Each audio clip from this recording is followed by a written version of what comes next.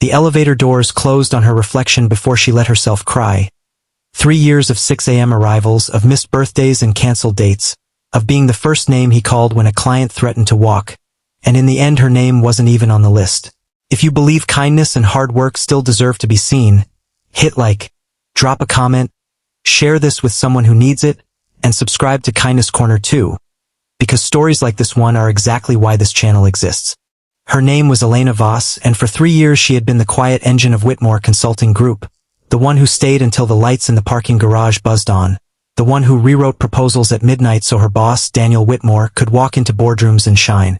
She had told herself the recognition would come eventually, that patience was a kind of investment, that loyalty was a currency people still valued somewhere beneath the surface of ambition. She believed this the way people believe in things they need to be true rather than things they've tested.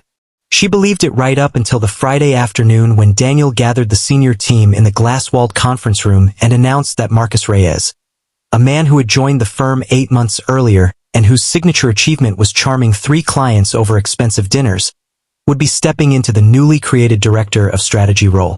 Elena sat near the back of the room, hands folded on the table, and felt something inside her chest fold in on itself too, quietly, like a piece of paper being creased along a line it would never uncrease from. She did not gasp. She did not excuse herself. She sat perfectly still while Daniel shook Marcus's hand and the rest of the room applauded, and she clapped too, because that is what you do when your whole body is screaming and your face has learned, over years of professional survival, how to stay calm regardless of what is happening underneath. That night she sat alone in her apartment with the takeout containers going cold on the counter, and she made a list the way she made lists for everything, because organizing her thoughts on paper was the only way she'd ever learned to keep them from swallowing her whole. On one side she wrote everything she had given the company. The 14-hour days during the Kessler acquisition, the birthday dinner with her mother she'd left early to handle a crisis that turned out to be nothing, the 2 vacations she'd canceled, the promotion she'd been quietly promised 18 months ago in a hallway conversation that apparently meant nothing to anyone but her. On the other side she wrote what she had received.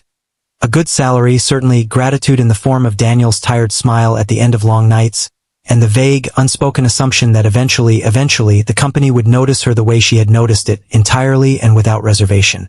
The list did not balance. It had never balanced. She had simply been too tired, too committed, too afraid of what it would mean about the last 3 years of her life to add it up honestly until now. She typed her resignation letter at 11 that night, deleted it, wrote it again at midnight in a version that was too angry, deleted that one too, and finally, near 1 in the morning, wrote 4 calm sentences that said everything without saying anything cruel. She thanked Daniel for the opportunity. She said she believed it was time for a new chapter. She did not mention Marcus. She did not need to. She hit send before she could talk herself out of it. And then she sat in the dark of her kitchen and let herself finally cry the tears she had been holding since the conference room. Deep, silent, shoulder-shaking tears that had nothing to do with the job itself and everything to do with the quiet, devastating realization that she had spent 3 years mistaking exhaustion for meaning. Daniel Whitmore read her email at 6:42 the next morning while standing in his kitchen in his socks. And for a long moment he simply stared at his phone as though the words might rearrange themselves into something less final if he looked long enough. He was not a cruel man. He had built his firm from a single rented office and a stubborn belief that good work eventually gets rewarded, and somewhere in the client dinners and the board meetings and the endless calculus of managing 26 employees and a board that wanted growth numbers every quarter, he had let the machinery of the business make a decision that his own conscience, given a quiet moment, would never have made.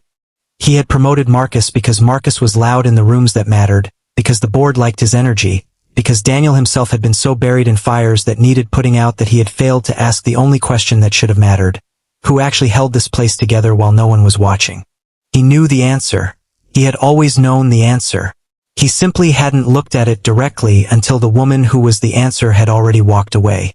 He called her 3 times that morning. She didn't answer. He drove past her apartment building once, foolishly, without a plan, and sat outside for 10 minutes before driving away ashamed of himself, because showing up unannounced at a woman's home after firing off no explanation for months felt like exactly the kind of thoughtless action that had gotten him here in the first place. Instead he did something he hadn't done in years. He sat down and wrote, by hand on actual paper, everything he remembered about the last 3 years. The night she caught the error in the Kessler contract that would have cost the firm $400,000. The way she trained 2 junior analysts without ever being asked, simply because she noticed they were struggling and couldn't stand to watch anyone drown. The Christmas Eve she stayed late, alone, because a client in a different time zone needed the numbers by morning, and she never once mentioned it afterward, never used it as leverage, never brought it up in a performance review as though loyalty were a bargaining chip instead of just who she was. He filled 4 pages. When he finished, his hand ached and his coffee had gone cold, and he understood with a clarity that embarrassed him that Elena Voss had never once asked to be praised, which was exactly why he had never thought to give it, and that this failure was entirely his to own. The following Monday, Elena did not go to Whitmore Consulting. She sat instead in a small cafe 3 blocks from her old office, resume open on her laptop, trying to describe 3 years of invisible labor in bullet points that made sense to strangers, and finding that the exercise made her feel smaller rather than larger, as though she were trying to compress a mountain into a paragraph. She had 2 interviews scheduled for the following week, both at competing firms, both, she suspected, interested in her largely because of the reputation Whitmore had quietly built off her back. She should have felt hopeful. Mostly she felt hollow, the particular hollowness of grief for something that was never officially yours to grieve, because on paper she had lost nothing. She had simply not gained what she'd earned. Daniel found her there on Wednesday. He didn't call ahead. He didn't want to give her the chance to say no over the phone, where it would be easy, where she could simply not pick up. He walked into the cafe in his work clothes, tie slightly loosened, looking like a man who had not slept particularly well, and he sat down across from her without asking permission, which under any other circumstance she would have found infuriating, and perhaps did anyway, but underneath the irritation was something that made her stay in her seat instead of gathering her things and leaving. He did not start with an apology, not exactly, because he understood, somewhere in the 4 handwritten pages he'd filled 2 nights before, that an apology without specifics is just noise, a sound people make to relieve their own discomfort rather than to actually repair anything. Instead he told her, plainly, everything he had written down. He told her about the Kessler contract. He told her about the analysts she'd trained without being asked, the Christmas Eve she never mentioned, the 18-month-old hallway promise he had let slip through the cracks of his own distraction and had no right to have forgotten. He told her that promoting Marcus had not been a statement about her worth, it had been a failure of his attention, and that the 2 things had gotten tangled together in his head until this week, when the silence of her empty desk had made the difference impossible to ignore. He said he wasn't there to offer her a title, because a title at this point would feel like a consolation prize dressed up as an apology, and she deserved better than that.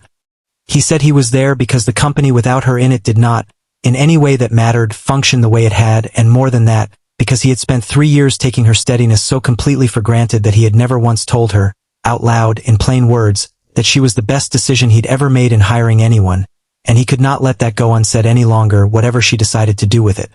Elena sat with her hands around a coffee cup that had gone cold an hour ago, and listened to a man she had once respected more than almost anyone in her professional life finally say the words she had waited 3 years to hear, and she felt no triumph in it, only a strange, aching sadness, because the words were true and they had come too late to undo the exhaustion, too late to give back the birthday she'd missed or the vacations she'd canceled or the quiet erosion of believing that being needed was the same thing as being valued.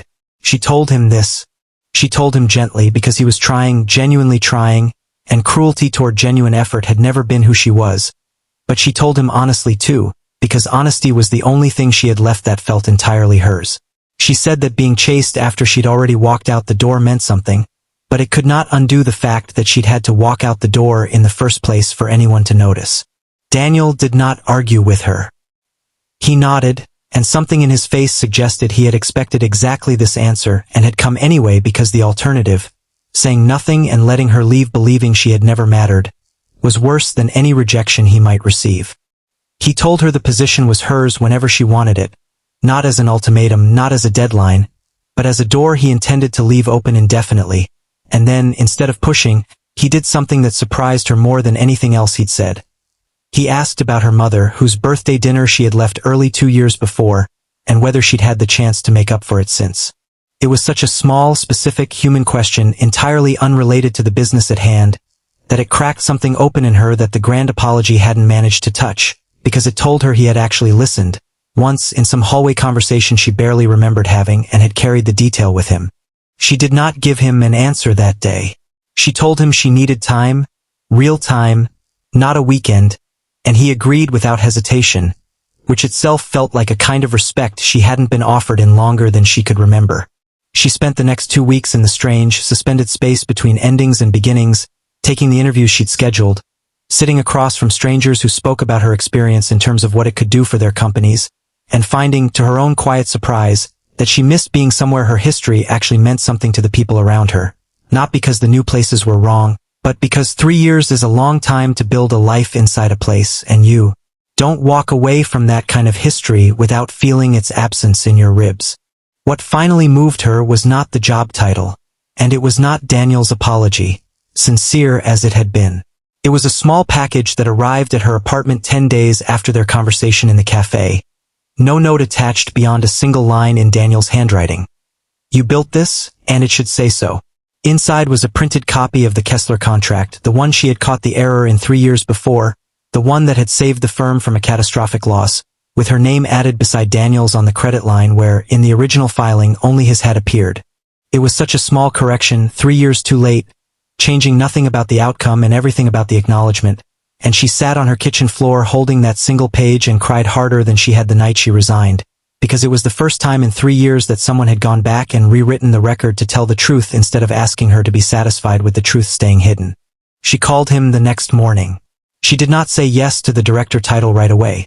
She said she wanted to talk, really talk, about what would actually be different this time, not promises but structure, real changes to how the company saw the people who held it together quietly, and Daniel listened to every condition she laid out and agreed to build the position around her terms rather than asking her to fit into ones that had already failed her once. It was not a fairy tale ending stitched together in a single dramatic gesture. It was slower than that, more careful, built conversation by conversation over the following month, the way real trust actually gets rebuilt once it's been broken, brick by brick instead of all at once. If the story touched something in you, if you've ever given everything to a place or a person and wondered whether it was even seen, please take a moment to like this video, leave a comment, and share it with someone who needs the reminder that it is never too late to be honest about what you deserve. And before we go, I want to ask you something directly. If you have ever felt invisible for the work you did quietly, without asking for credit, type the words "I see you" in the comments below, so that everyone reading this knows they are not alone in that feeling. Elena did return to Whitmore Consulting, not as the woman who once stayed silent in the back of a glass conference room, but as its first director of operations, a title built specifically around the work she had already been doing invisibly for years, and Daniel made certain, publicly and repeatedly, that everyone in that building understood exactly whose steady hands had kept it standing all along. She still worked hard because that was simply who she was, but she